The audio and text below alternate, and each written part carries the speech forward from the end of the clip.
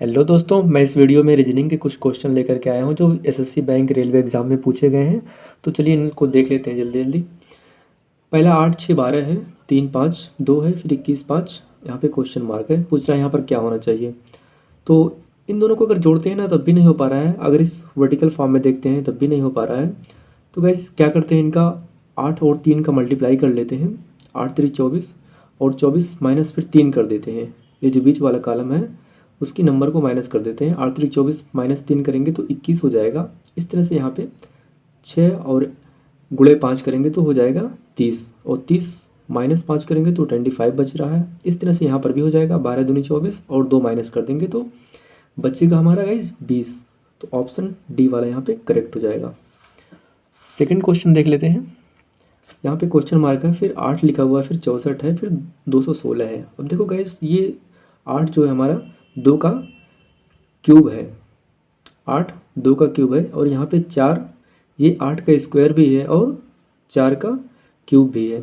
इस तरह से यहाँ पे 216 है, तो 216 गाइज 6 का क्यूब हो जाता है। तो यहाँ पे सीरीज देख लेते हैं क्या हो जाएगा। यहाँ पे 2 का क्यूब किया है, फिर उसके बाद 2 कैप करके फिर 4 का क्यूब कर दिया है, फिर यहाँ से 6 हो जाएगा, 6 का क्यूब कर दिया है। अभी जो क्लॉक वाइज चल रही सीरीज 2 2 का गैप करके सबका क्यूब किया है। तो यहाँ पे 2 4 6, फिर यहाँ पे हो जाएगा 8। 8 का क्यूब करेंगे गाइज तो हो जाएगा हमारा 512। 8 का क्यूब 512 हो जाएगा।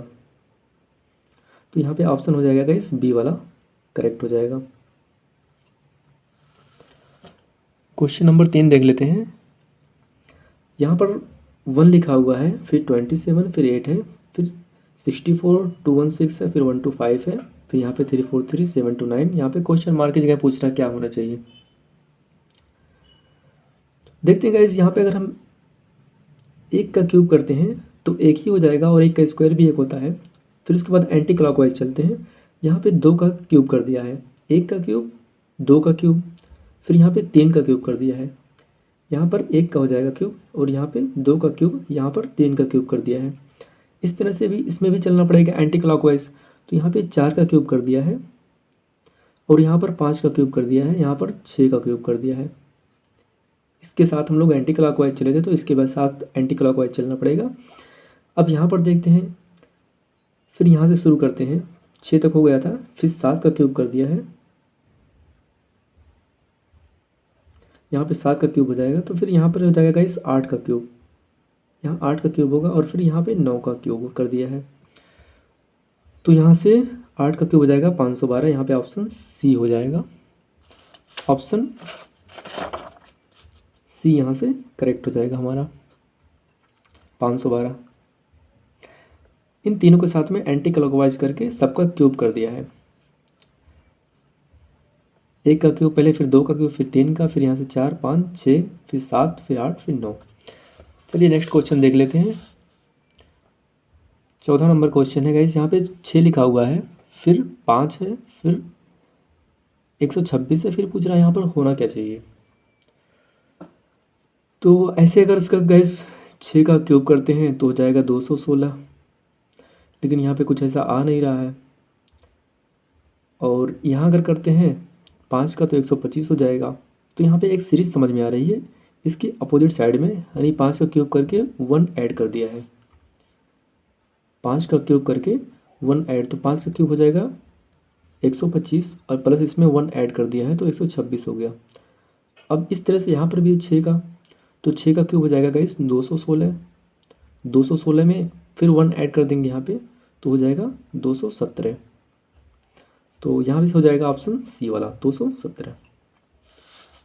अगला क्वेश्चन देख लेते हैं। यहाँ पे 5 लिखा हुआ है, फिर 4, फिर 2 18, 6 3 3 27 है, फिर यहाँ पे 12 4, फिर क्वेश्चन मार्क दिया हुआ है, फिर नेक्स्ट है 96। अब देखते हैं इसमें कर किया क्या है।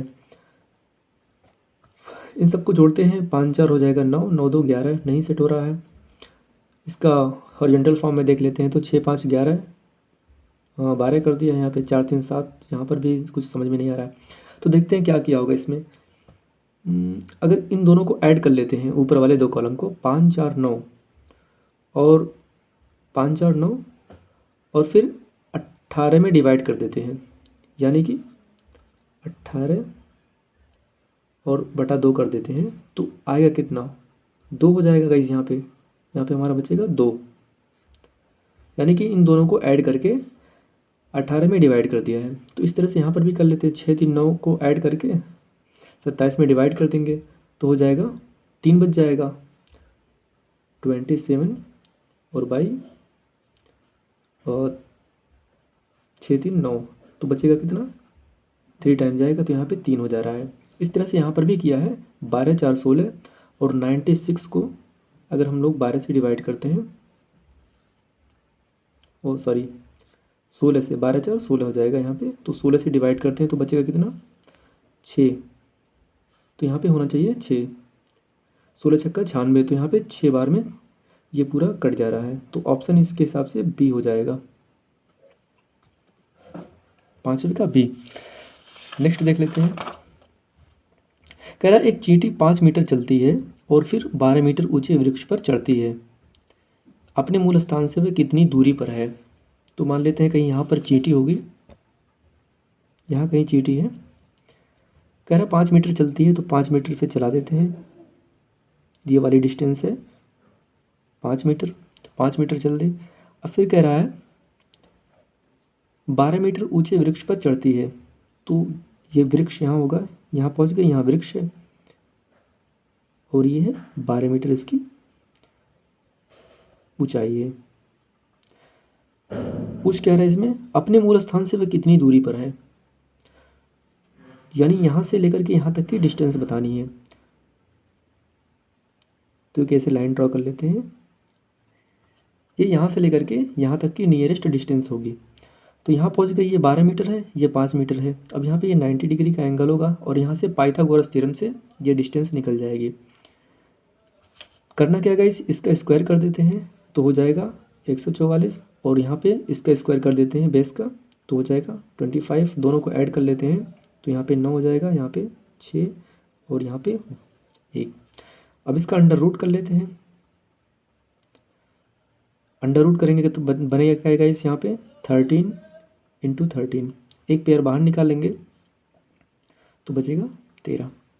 यहाँ पे इसकी डिस्टेंस 13 है। पाइथागोरस थ्योरम आप लोगों को मालूम होगा कि बेस का स्क्वायर प्लस परपेंडिकुलर का स्क्वायर इज इक्वल टू हो जाता है हाइपोटेनस का स्क्वायर के इक्वल होता है। तो ऑप्शन कौन सा होगा गाइस, यहाँ से ऑप्शन ए वाला यहाँ से करेक्ट हो जाएगा, यानी अपने मूल स्थान से वो 13 मीटर की दूरी पर है। Thank you guys.